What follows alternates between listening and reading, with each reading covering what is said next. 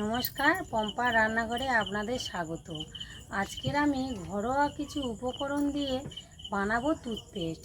এই পেস্টটা দিয়ে যদি আপনারা দাঁতে ব্যবহার করেন, আপনারা খুব ভালো ফল পাবেন।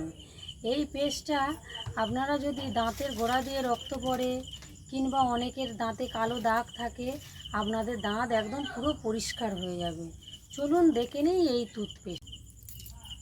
এখানে দেখুন, আমি প্রথমে নিয়েছি লবণ। এখানে আমি হাফ চামচ লবণ দেব। আপনারা যতটা পরিমাণে বানাবেন ততটা পরিমাণেই তৈরি করবেন। আর এখানে নিয়েছি আমি পাতিলেবু। এবার আমি এই রসটা দিয়ে দেব, কিন্তু আমি এর খোলাটা ফেলবো না।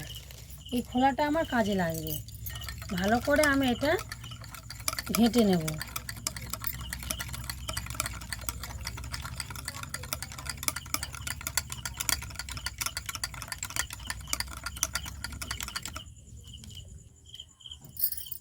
এখানে আমি দিয়ে দেবো ইনো। দেখুন, ইনোটা দিয়ে দিয়েছি। এবারে আমি একটু ফেটে নেব।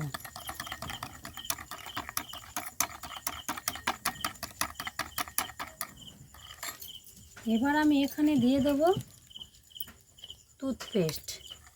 আপনারা যে কোনো টুথপেস্ট দিতে পারেন।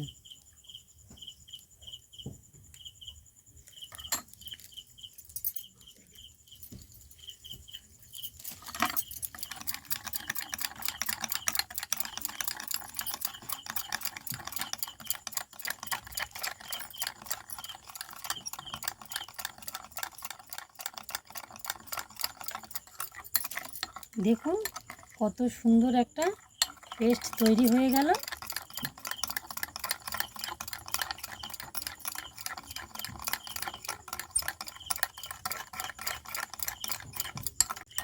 এই টুথপেস্টটা আপনারা সকালে দুবার, সকালে একবার, রাতে ভাত খাওয়ার পরে একবার ব্যবহার করবেন। করলে আপনারা ভালো ফল পাবেন। আপনাদের দাঁতে যার কালো কষ আছে, কালো কষ উঠে যাবে।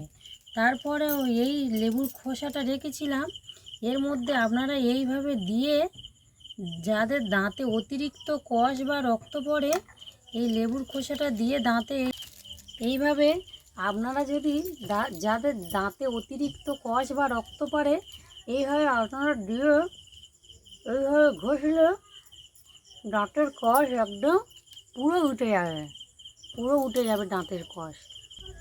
এই ঘরোয়া পদ্ধতিতে এই টুথপেস্টটি বানানো আপনারা সম্পূর্ণ ভিডিওটা দেখবেন।